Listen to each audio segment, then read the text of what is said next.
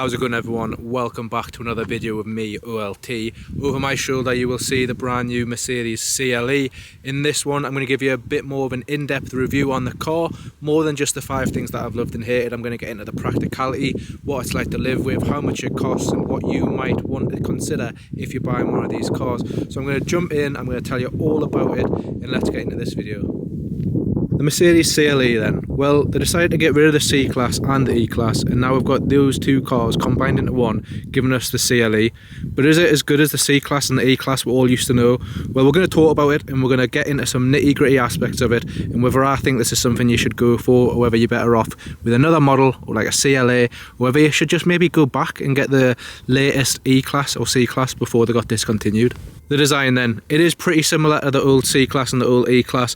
It's just sort of amalgamated the two into one and picked like the best bits and sort of enhanced them and made this CLE. When you look at the front of the car then, you get plenty of little stars on the front of it, which tell you it's Mercedes if you weren't already aware. So you've got them all in the grille, you've got them down here on the bumper, you've obviously got that massive star in the middle, and then you've got another Mercedes badge right there. On top of that, you'll also see on the windscreen, you get a Mercedes sign up here. So if you weren't aware this was Mercedes have done really well in showing you that it just is exactly that with all them stars. I really like as well how they've added the blue front strip on these headlights, and the best thing about the CLE for me is probably that all apart from the very entry spec model get these digital LED matrix headlights, and they're absolutely unreal at night. I'm going to show you a video where they do like a little dance when you start the car up, and that really adds to like an extra little feature of the car. I know Audi did it a few years ago and people loved it. Well, Mercedes have done something similar, and it really highlights how good these headlights are. When you're driving at night, the tunnelling on them is amazing. The tunnelling sometimes on other cars isn't very good, and you get like a lot of people flashing their lights back here, but on this I've never had anything like it. The tunnelling really avoids any other car or any other pedestrian and sort of perfectly highlights the road and shines up everything. So the CLE actually comes with 18-inch alloys as standard. For me, they're just too small. You need to get the 19s or the 20s. These are the upgraded 20-inch, and they look a lot bigger than they actually are, which is good because then you're not going for something that looks too small and you're not compromising on comfort at the same time. So for me, get 19s or 20s, they're much nicer and the car needs it. These though are deceiving because they've got this multi-spoke aspect with the black outline going around the alloy. It makes it look bigger than they are, so it's a nice little illusion. I think Merc now have probably the best range of alloys as an OEM that there is of any manufacturer. You've got a lot of cars going to sort of Urban and other companies to get nicer alloys, but Merc have introduced these, which is very trendy and very in at the moment in the from factory, which is perfect. They give you a good illusion of a big chunky tyre, and I just think overall it's the best of both worlds, looks and comfort. So go for 19s or 20s, and my choice would be these.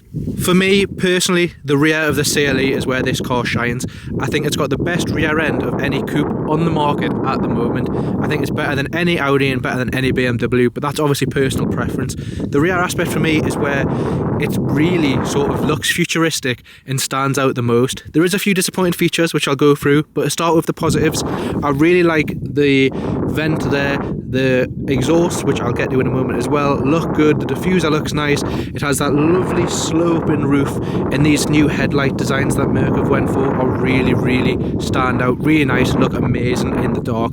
I do think this car actually looks better in different colours than black, and that's not usually something I would say. I usually love a black car, but for me, I think the gunmetal grey and the silver in this car look its best. There's also a blue colourway, which is really nice for this car. But moving on to the things that are disappointing from Mercedes for this one, and we're going to start off with, right, this car is a diesel, so it does have fake exhausts and a fake diffuser. That whole bottom bit of this car is fake. The real exhausts are somewhere underneath there pointing downwards as per EU regulations. The next bit that is a bit disappointing is this vent, although it looks good, is actually fake. There's absolutely no aerodynamic capability in that. So for me, the rear end might be the nicest bit, but there is some fake aspects. Those fake aspects also come round to the front of the car, where you get half fake, half real vents. So as you'll see, this vent along the front, all real.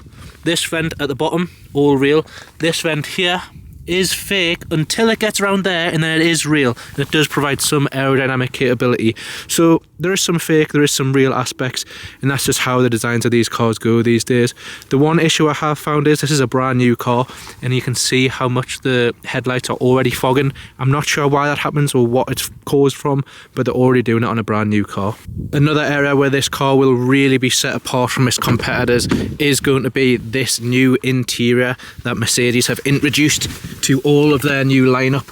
As you can see, coming into the car, you get this amazing iPad-like screen in the middle with a pure and crisp high-definition digital dash right there. For me, this is quite possibly the best infotainment system and best dash that is available in any car in the modern day, to be fair. I don't see many other cars coming close to it, and that is being completely honest. It is absolutely fantastic. It's crisp, it's clear, it's responsive, there's no lag, and it really sets Mercedes apart from every other car manufacturer at the minute. Where I've found this infotainment screen excels, and something I absolutely love, is going to be that the fact that this climate control is always there on the bottom. A lot of cars now hide this behind screens and you can't access it easily, but in the Mercedes, that climate control option is always there no matter what screen you're on. The next amazing thing that Merc have added is this massage feature. So you can massage yourself in every different way, pardon the sort of innuendo there. Go through all these different ones: activating, mobilising, deep workout, deep waves, relaxing, classic. You got your seat options to change your lumbar, your side bolsters, the kinetics, the position seat automatically feature, which I've never seen on a car before, which I was super impressed at, is you can choose how tall you are and it'll start positioning where the seat should be for how it thinks you sit and for the height you are. You've then got all the amazing ambient light features, as you can see. Multicolour, monochrome, you can choose exactly what you want, and there's an array of options here which make this car so customizable. You've then got the energize and comfort setting, which I've never seen in a car before, and I've set this off for you. So if I go on Vitality, set this off, turn it up,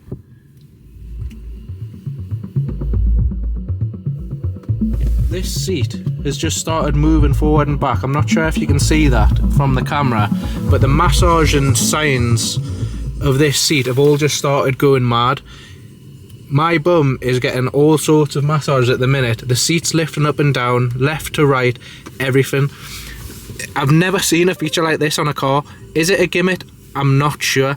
But when I did try this the other day on this warmth setting, as you can see, it says cozy warmth by means of heated seats and surfaces with orange and yellow ambient lighting. When I got in this car and it was freezing the other day, and all these lights started to change colour and get warm, my heated seat came on and it started to give us a massage. It did warm us up, and it did do probably what it's meant to do and make you feel a lot better. So yeah, it might be a well-being gimmick, it might be a little bit of a fun and dance, but you never know. There you are. Experience the relaxing effect of a rain shower in the summer rain.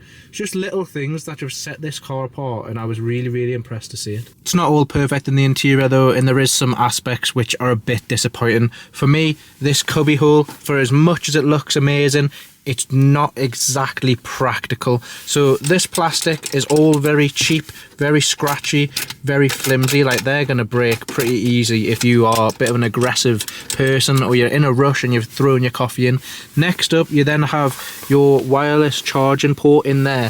That can be a bit of a hassle, as you can see, to get your phone into, and if anything else is in there, if you need to get out the car, it's a bit of a nightmare to get your phone out of it compared to how it would be if it was just an easier access point. You then have this center storage bin in there. You're expecting it to be really deep. It's not. It's actually tiny. If I put my phone in there for a comparison, you can see just how small that is in there. Your phone can't actually lie down fully flat in there. It's that small, and it's not deep whatsoever. You're not really going to be able to carry much in there, unfortunately, and that was a bit of a disappointment. The door bins on this one though are good, and they are very capable of carrying a 1 litre bottle and everything else that you could ever think of carrying inside the door bin. Where this car gets disappointing for the value of it, it's a 70 grand car when it's spec'd quite well. Like, this one is a 75 grand car. You have a lot of scratchy materials. For example, this door card is all scratchy material. This handle, I can't see this wearing very well at all. It's scratchy material. It's silver and quite hollow at the same time. And if you're wearing rings, I can see people scratching that as they're getting in and out of the car. I can also see in all the little divots, little bits of muck and dirt and grime getting in there, and that just discolouring quite quickly. You then have the stalks here. You touch this all the time to put the car in gear, and these are really cheap, really flimsy.